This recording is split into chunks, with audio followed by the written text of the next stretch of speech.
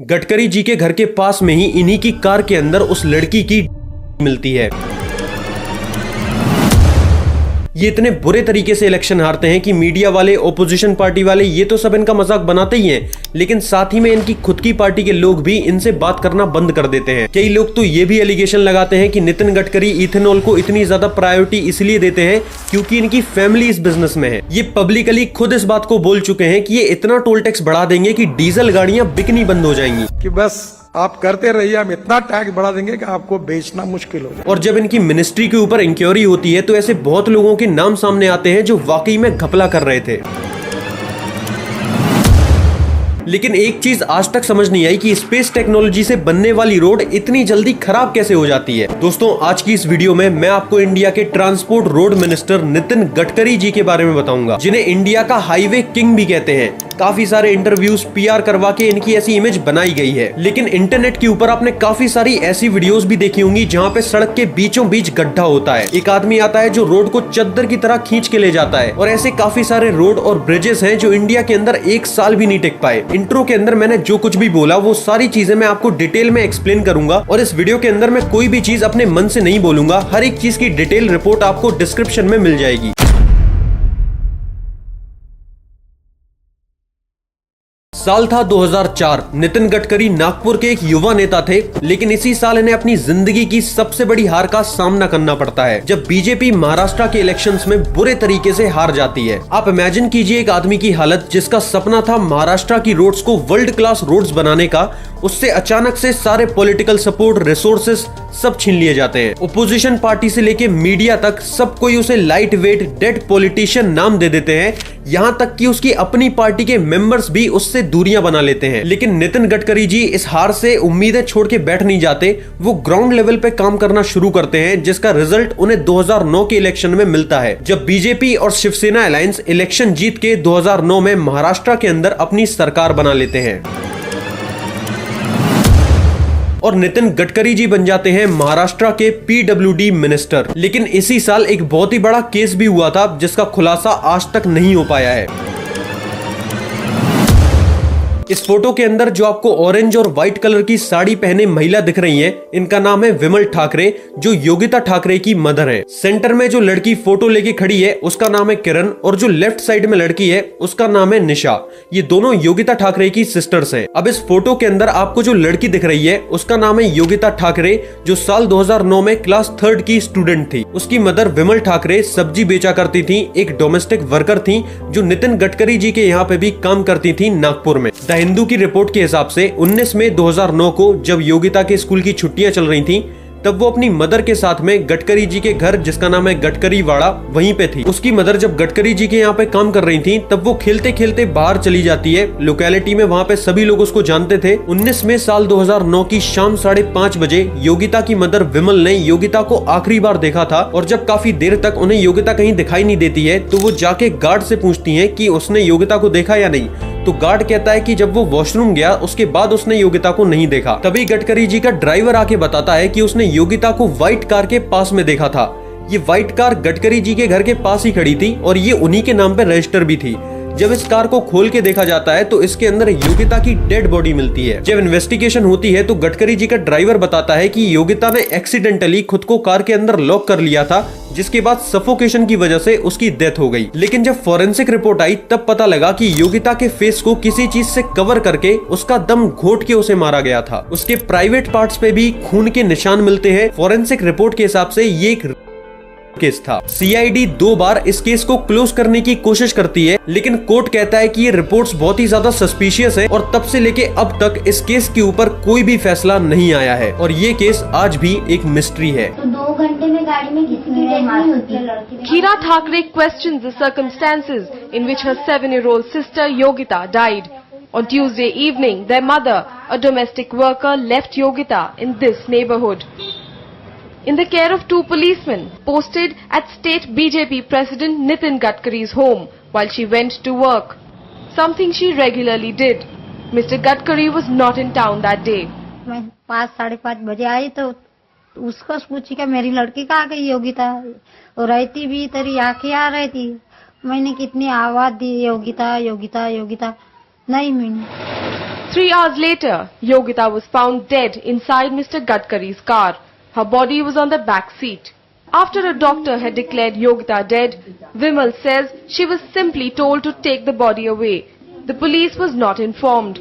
Later that night, the Thakres went to the police, who registered a case of accidental death. पूरे कपड़े गीले थे, मैंने निकाली था ना, ऐसी पूरी ऐसी मान पूरी उसके लौट गए थे, न उसकी नड्डी पिचकी होंगी। Their belief, backed by this post-mortem report, which does not rule out murder. It shows injuries all over Yogita's body, including her private parts. But the police insist they could have been sustained while she was trying to get out of the car. के ऊपर जो छोटी छोटी injury आ गई, वो जब defence कर रही थी, बाहर निकलने की कोशिश कर रही थी, हाथ पैर हिला रही थी, तभी भी शायद हो सकती। It's hard to believe that for 3 hours no one heard a 7-year-old child crying for help as she lay trapped in the back seat of that car, that too in a building full of laborers and security guards. How Yogita died, whether she was sexually assaulted, is uncertain.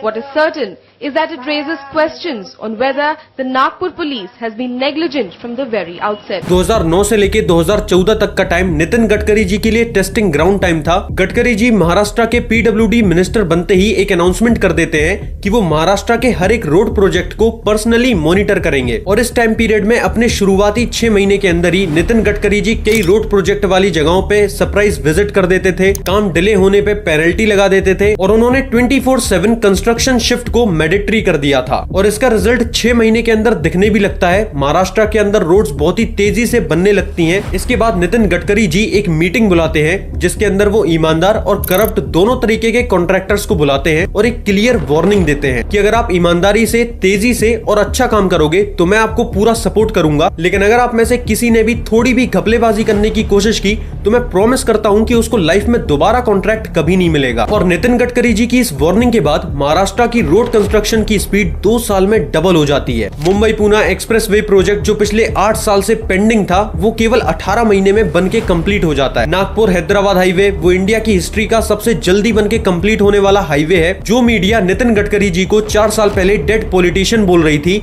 अब उसी media ने उनको road king of Maharashtra का title दे दिया था। अब आता है साल 2014, जब नरेंद्र मोदी जी इंडिया के प्राइम मिनिस्टर बन जाते हैं। वो नितिन गडकरी जी के काम को काफी टाइम से मॉनिटर कर रहे थे, तो अब वो नितिन गडकरी को दिल्ली बुलाते हैं और साल 2014 में नितिन गडकरी जी बन जाते हैं इंडिया के transport and road minister. India के अंदर रोड मिनिस्ट्री को काफी ज्यादा बोरिंग मिनिस्ट्री माना जाता है। नितिन गडकरी के पहले जो इंडिया के हाईवे मिनिस्टर रहे होंगे, आपको उनका नाम भी नहीं पता होगा।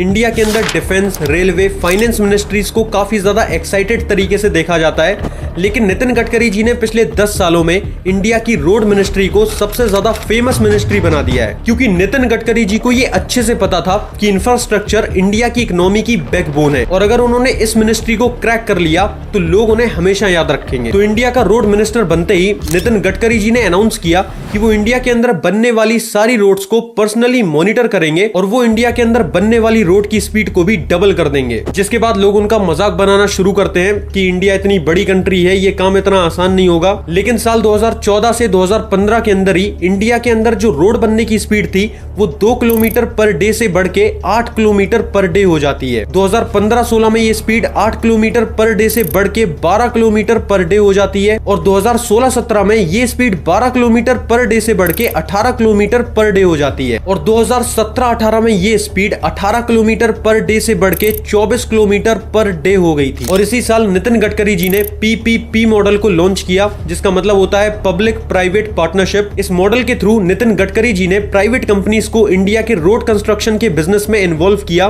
जहां पे कंपनीज को अपना पैसा लगाना था इंडिया के रोड कंस्ट्रक्शन में, और जिसके बदले में वो टोल टैक्स से अगले 20 साल तक कलेक्शन कर सकती थी, अपना प्रॉफिट बना सकती थी। लेकिन कंडीशन केवल एक ही थी कि क्वालिटी कॉम्प्रोमाइज नहीं होनी चाहिए और रोड बनने का काम जल्दी होना चाहिए। इसका रिजल्ट ये हुआ कि प्राइवेट कंपनीज जो इस बिजनेस में आ रही थी, उनके बीच बहुत ही हैवी कंपटीशन हुआ, क्योंकि जो जितनी जल्दी और जितनी अच्छी क्वालिटी की रोड बनाएगा उसको उतने ज्यादा कॉन्ट्रैक्ट मिलेंगे, उतना ज्यादा वो टोल टैक्स कलेक्ट कर पाएगा 20 सालों तक। तो कंपनीज बहुत ही अच्छी क्वालिटी की और जल्दी रोड्स बनाने पे फोकस करने लगी, और इससे इंडिया की गवर्नमेंट को बहुत ही ज्यादा फायदा हुआ, क्योंकि पहले जब सारी रोड सरकारी तरीके से बनती थी तो 40 से 50% कॉस्ट का ओवररन आता था हर साल, लेकिन अब वो कम होके 15% रह गया। लेकिन इससे सबसे बड़ा नुकसान हुआ पब्लिक का, क्योंकि कंपनीज को प्रॉफिट बनाने के लिए चाहिए था टोल टैक्स, जिस वजह से पहले से ज्यादा टोल बना दिए गए, उनसे ज्यादा टोल टैक्स कलेक्ट किया गया, यानी सीधी बात पब्लिक की जेब ढीली हो गई। जिसके बाद साल 2018 में नितिन गडकरी जी की मिनिस्ट्री के ऊपर जांच बैठती है, क्योंकि कुछ लोगों ने उनके ऊपर एलिगेशन लगाए थे कि ये कुछ कॉन्ट्रैक्टर्स को फेवर करते हैं और कुछ ऐसे रोड प्रोजेक्ट्स हैं जिनके ऊपर कॉस्ट बहुत ही ज्यादा ओवर रन हो रही है, यानी बजट से कहीं ज्यादा पैसा खर्च किया जा रहा है। ऑपोजिशन पार्टी सीबीआई की जांच तक की डिमांड कर देती है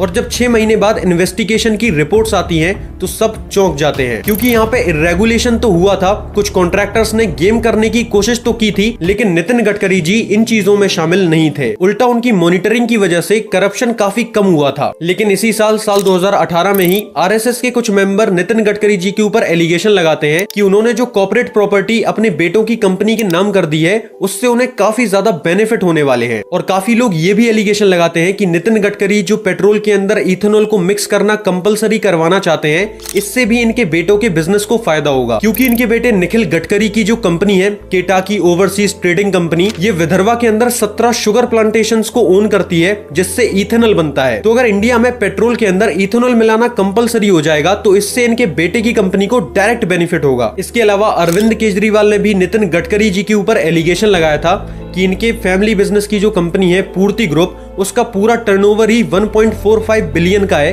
तो उसको आरआईबी से 1.6 बिलियन का लोन कैसे मिल सकता है। जिसके बाद नितिन गडकरी ने अरविंद केजरीवाल के ऊपर डिफ्लेमेशन का केस कर दिया था, जिसके बाद अरविंद केजरीवाल को उनसे माफी मांगनी पड़ी। इसके बाद साल 2019 में मोदी जी दोबारा प्राइम मिनिस्टर बने तो उन्होंने गडकरी जी को भी बैक किया और उन्हें फिर से इंडिया का रोड मिनिस्टर बना दिया। जिसके बाद नितिन गडकरी जी ने अपनी सेकंड टर्म में कुछ नई चीजें भी की, जैसे उन्होंने इंडिया की रोड बनाने के लिए स्पेस टेक्नोलॉजी का यूज किया, सैटेलाइट मॉनिटरिंग सिस्टम लेके आए, ऑटोमेटिक पेनल्टी सिस्टम भी लेके आए, जिससे वो क्यूआर स्कैन करके अपने आप चालान कट जाता है। जिसके बाद हुआ ये कि 2020 के कोविड के बाद 2021 से लेके अब तक हर दिन इंडिया के अंदर 34 किलोमीटर रोड बन जाती है।